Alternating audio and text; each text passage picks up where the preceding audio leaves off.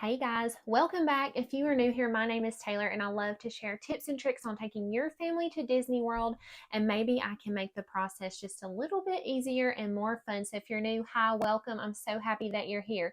So it's been a couple of weeks, guys, and I'm so sorry. It has been so chaotic with work, with school. Stella's playing soccer. I've been booking Disney trips. Like, it's just been a lot. So I've kind of gotten behind on the videos, but I am ready to jump back into them and get started. So today we are going to be talking about taking a big group to Disney World, and I'm so excited. As you know, if you have been watching, we have a trip coming up very soon, and my whole entire family is going to Disney World, and I cannot wait. We are so excited. We have not done a family trip, and I couldn't tell you how long, so I can't wait. So let's get into it.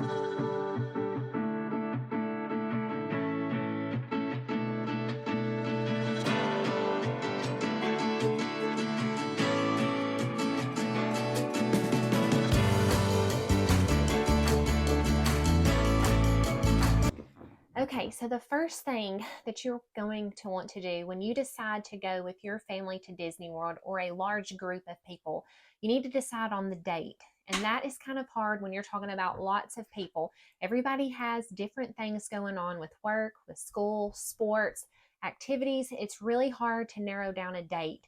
So we actually had to change our date. I had booked it in December because I wanted to see the Festival of the Holidays, and I ended up having to change it to November because I didn't want Stella to miss a lot of school. And my brother's girlfriend's little girl is coming with us too, and she would have to miss school. So I thought, you know what, we're just going to go when they have a little bit of a break.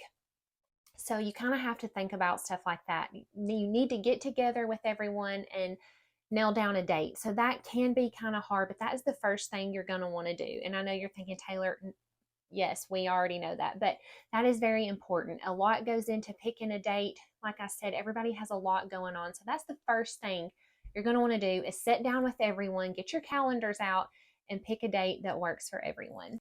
Okay, so the next thing you're going to want to talk about is where are you going to stay? Do you want a value resort? Do you want a moderate resort, a deluxe resort?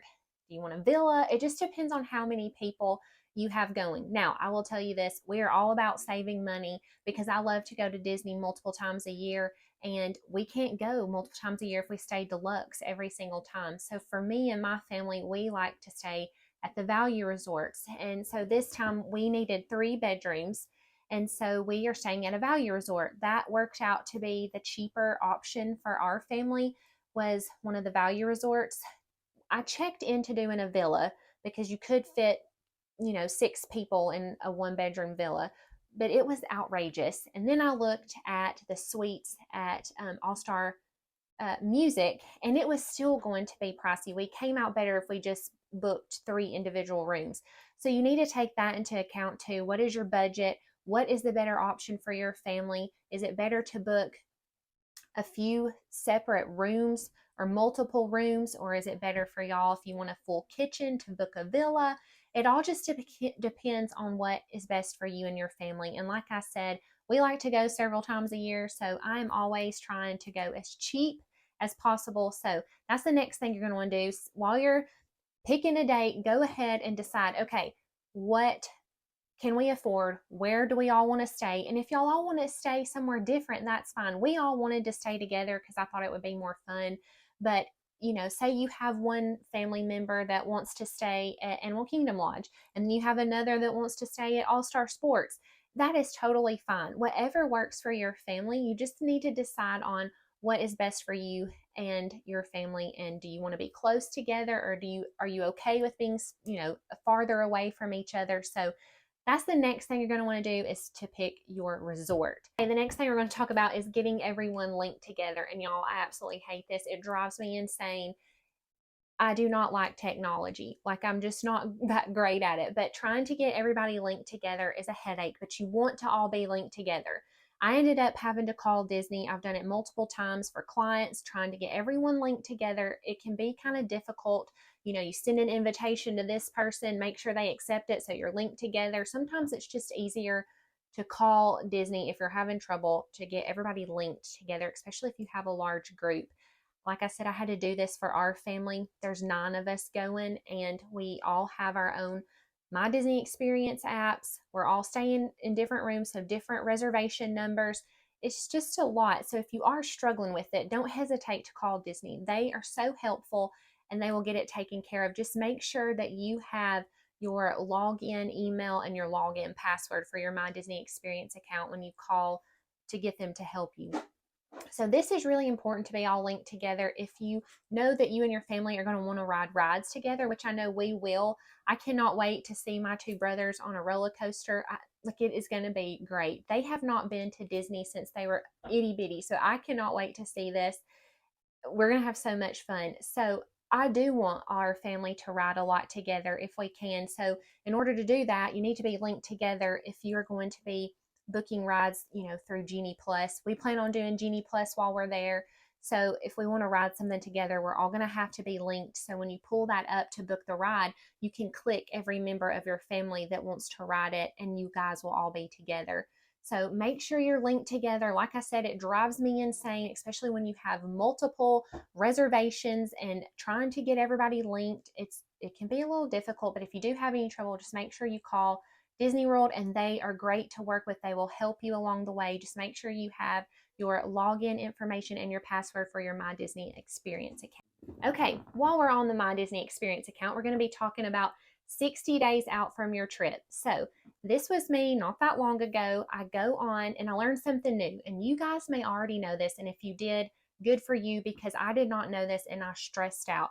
So we're not doing very many dining reservations, but the ones we are doing, we all wanted to be together. So on my dining reservation day, my 60-day mark to book our dining, I get on there, I'm under my Disney Experience account, and I go to book Tusker House. Okay, so it'll only let me do like 5 people, and I can't do any more than that. So I'm like, okay, what am I going to do? So I tried to do book one, and then I tried to book another one. Now, we don't all have to sit together, but we all wanted to be there at the same time. Well, it wasn't working. So I ended up having to call at like, I think it was 5:30 in the morning our time, or it might have been 6, because I think the lines open at 7 maybe. Anyways, I can't remember. It was super early. I was trying to get ready for work. It was very chaotic and hectic. So anyways, I called, and I did not know this, but the guy said if you have a large party, you're going to have multiple people booking the dining reservations, or I would have had to have another login information for, say, my brother. I needed his login information for the My Disney Experience account so I could book more, because we have 2 separate reservation numbers. So I could do, you have to at least have more than one person, or I could do it myself, but I'd have to have multiple login information for the My Disney Experience account. So I didn't know that. So if you're just the, one reservation, take me and Stella, we have our own reservation. So I could only book up to 5 people, and then it wouldn't let me book any more. And so my brother would have to get on there and book the restaurant at the same time for the rest of our party. So it's a little bit confusing. He was great. I'm telling you guys, anytime you need to call Disney, they are so great to work with. They will help you in any way that they can. He was super nice. He got all of us booked at Tusker House at the same time. He did say, you're not guaranteed to sit together, but if you ask really nicely, they'll try to put you together. So if we can't sit together, that's okay. At least we're all there at the same time. But that is something that I learned, that I couldn't book for our whole entire family. It would only let me book up to a certain amount of people, and then I would have to book with another My Disney Experience account with someone that was going with us. So that was a headache. That was a little bit stressful, but I called and got it taken care of. So now we're all good to go. We're all leaving at Tusker House at the same time, and it's going to be great. But just remember that when you go to book for a large group or your whole family. Okay, I'm just going to throw this little tidbit in here, and you probably already know this. After the 60-day mark, the next big day that comes up is the day that your trip has to be paid for in full. So don't forget that. 30 days out from your arrival date, your trip has to be paid for in full. So make sure you've taken care of that and gotten all of that squared away so you're good to go. You don't have to worry about anything. I mean, I do think they will give you a little bit of leeway if you miss the 30-day mark and say it's the 28-day mark before your trip, I'm pretty sure they will work with you, but I would hate for your trip to be canceled because you didn't finish paying for it. So make sure 30 days out you finish paying for your trip. Don't forget that. That's really important. Okay, so the next thing I want to talk about, you've paid for your trip at the 30-day mark. The day has come. It is time for you to travel to Disney. Are you guys all going to travel together? Are people coming from different states, different cities, different places? That is another thing. Thankfully, all of my family, we live fairly close to each other, so we are all flying. You know, my mom joked about renting a 15-passenger van and us all driving down there, and I said, absolutely not. Y'all have fun with that. We will be flying. I am not driving. I do not like to drive. It takes way too long, and with little kids, it's just kind of hard. Now, if that's your only option is to drive, do it. If that was my only option, I would drive it because I love Disney, but I would much rather fly. To me, it's just a whole lot easier. Now, it can be more expensive to fly. They did find some good deals. Our flights were a little bit more expensive than I normally like to pay, but it's okay. We're flying, so I'm excited. But I nixed that idea. I was like, absolutely not. Y'all have fun with that, and we'll see you down there. So we're flying. So anyways, just that's another thing you want to talk about is like your arrival day. How is that going to look? What's everybody doing? Are you all meeting up and then going to lunch or going to dinner? Or are you all going to hang by the pool? Or everybody may want to just go do their own thing. It just kind of depends. But we enjoyed talking about what we're going to do on our arrival day. So I'm really excited about that. Okay, so the next thing we're going to talk about, let me get my notes because I can't remember. Here's another thing I said, you know, kind of maybe doing their own thing. So that is leading up to my next and last thing that you need to talk about. So we were talking about what parks, you know, we're going to what day. We're all going to start out together. They're just doing one park per day. So we will all stay together. We'll all be going to the same park on the same day. But I told them if y'all want to go do something else that we don't want to do, it is okay for us to split up and then meet back up later. So that's another thing you want to talk to your family about or your large group. Okay, what does everybody want to do? Do y'all want to go do this ride together and then kind of separate and meet back up for lunch? Or do you want to stay together the whole time? I'm fine separating. You know, sometimes not everybody wants to do the same thing. And so I feel like it's everybody's vacation. So you don't want to take away from somebody else's vacation by saying, no, we all have to stay together when they don't want to go do something. It's their vacation too.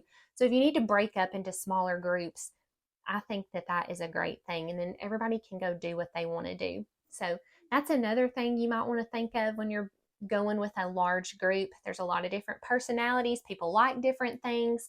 So talk about that before you go so you have a game plan. That's why I wanted to do this video. Planning for a large group, it can be kind of difficult. And also I want to throw this into, it's been really hard trying to talk to my family about the park pass system. They have not been to Disney in like over 25 years. I mean, it's been a long time. And so I was cutting my brother's hair the other day and we were talking about where we were going to go eat. And he wanted to go eat at Via Napoli on the day that we're supposed to go to Magic Kingdom. And I'm like, you can't do that. And he's like, well, why not? And I'm like, because we don't have a park pass for Epcot that day. We'll have to go to Via Napoli on our Epcot day. And he just could not understand like why we could not go just to go eat there. Even if you have a reservation at a restaurant in a park, if you do not have a park pass for that park for that day, they're not going to let you in. You can't say, well, we're just going to eat at this restaurant. That's not how it works. And I'm so glad this is going away January 9th, so you won't have to worry about it. We don't have that much longer with the park pass system.